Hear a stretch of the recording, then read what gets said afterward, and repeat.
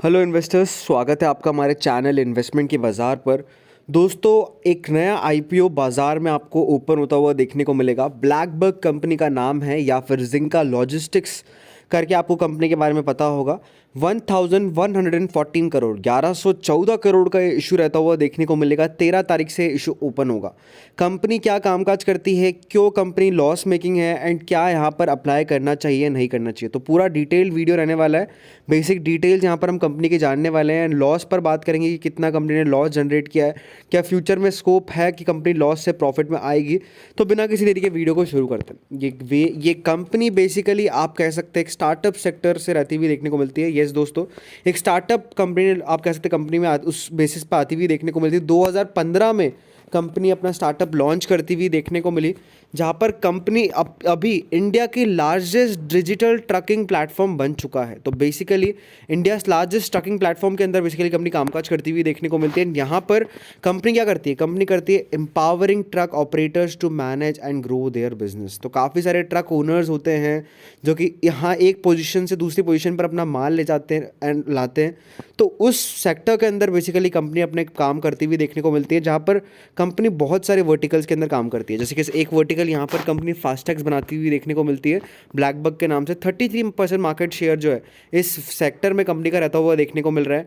Company आप कह सकते हैं लोन्स प्रोवाइड करवाती हुई देखने को मिलती है। कंपनी जीपीएस ट्रैकिंग फैसिलिटीज़ यहाँ पर आप कह सकते हैं ट्रक ड्राइवर्स को देती हुई देखने को मिलती है।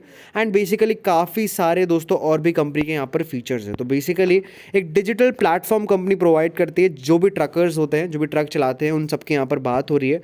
बाकी यहाँ पर कंपनी की बात करेंगे तो एज अर्लियर सेड 2015 में कंपनी ने शुरुआत करी और अभी इस मार्केट शेयर कंपनी का लगभग 28% का है। तो काफ़ी बड़ा कंपनी का मार्केट शेयर है all the among truck operators.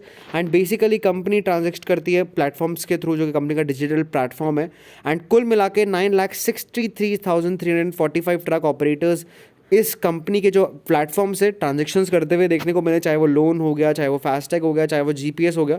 ये सभी आप कह सकते हैं पर्क्स कंपनी प्रोवाइड करवाती हुई देखने को मिलती है अपने कस्टमर्स को। बाकी यहाँ पर इस इशू की बात करेंगे तो डेफिनेटली यहाँ पर कंपनी का जो रेवेन्यू है वो 156 करोड़ से बढ़कर 316 करोड़ पर ज़रूर आया है। लेकिन कंपनी की जो लॉस वाली आप बात है वो डेफिनेटली काफ़ी थोड़ी आप कह सकते हैं कंसर्निंग है।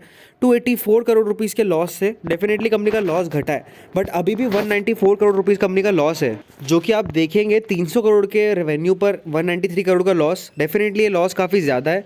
बाकी कंपनी के नेटवर्थ है 312 करोड़ रुपये की, सरप्लस कंपनी के पास 312 करोड़ के हैं और बोरोइंग भी कंपनी के 173 करोड़ की। तो डेफिनेटली दोस्तों थोड़ा कंपनी के फाइनेंशियल्स यहाँ पर हिले हुए रहते हुए देखने को मिल रहे हैं। एंड एसेट्स भी अगर आप देखेंगे तो 899 करोड़ से घटाकर कंपनी ने 654 करोड़ है। तो एसेट्स कंपनी के घटते हुए देखने को मिले, तो ये भी एक नेगेटिव पॉइंट है। बाकी यहाँ पर अगर आप पोस्ट आईपीओ देखेंगे तो अभी आप देख सकते हैं मार्केट कैपिटलाइजेशन कंपनी की 5,000 करोड़ के करीब है, लेकिन ईपीएस नेगेटिव है और पीई अभी देखेंगे तो नेगेटिव साइड पर रहता हुआ देखने को मिल रहा है। और अभी आपने देखा इतने 3 या 4 आईपीओज ओपन हुए, काफ़ी सारी कंपनीज प्रॉफिटेबल थी और अच्छा प्रॉफिट था। 300, 400, इवन 600 करोड़ का भी प्रॉफिट था कंपनी का, लेकिन फिर भी उस कंपनी को अच्छा रिस्पॉन्स नहीं मिल रहा है। तो ये तो डेफिनेटली लॉस मेकिंग कंपनी है। एंड अभी जिस सेक्टर से कंपनी बिलोंग करती है डेफिनेटली दोस्तों यहाँ पर इसका कुछ अपन फ्यूचर ग्रोथ अभी नहीं देखने को मिल रही है। बाकी यहाँ पर अगर इस इशू की बात करेंगे तो बेसिकली 1114 करोड़ का इशू है। यहाँ पर आप देखेंगे तो 550 करोड़ रुपए का, जी हाँ 550 करोड़ रुपीज़ का कंपनी यहाँ पर फ्रेश चलाती हुई देखने को मिली है और 565 करोड़ कंपनी यहाँ पर ओएफएस लाती हुई देखने को मिली है। तो 50-50 पोर्शन है, जो कि अच्छी बात है। डेफिनेटली कंपनी अपना पैसा जो है वो इन्वेस्ट करती हुई देखने को मिलेगी बिजनेस में, और उससे क्या है, एक तो बोरिंग कंपनी की बिल्कुल घट जाएगी, दूसरा कंपनी आप कह सकते हैं और मार्केटिंग में स्पेंड करती हुई देखने को मिलेगी, जिससे आप कह सकते हैं कि कंपनी का बिजनेस और इंक्रीज होता हुआ देखने को मिलेगा। तो ये डेफिनेटली अच्छा पोर्शन लाती हुई देखने को मिली है। बाकी यहाँ पर रिटेल की बात करेंगे तो 10% हिस्सा रिटेल के लिए रहता हुआ देखने को मिलेगा, 75% हिस्सा क्यूआईबीज के लिए, एचएनआईज के लिए 15% का हिस्सा है।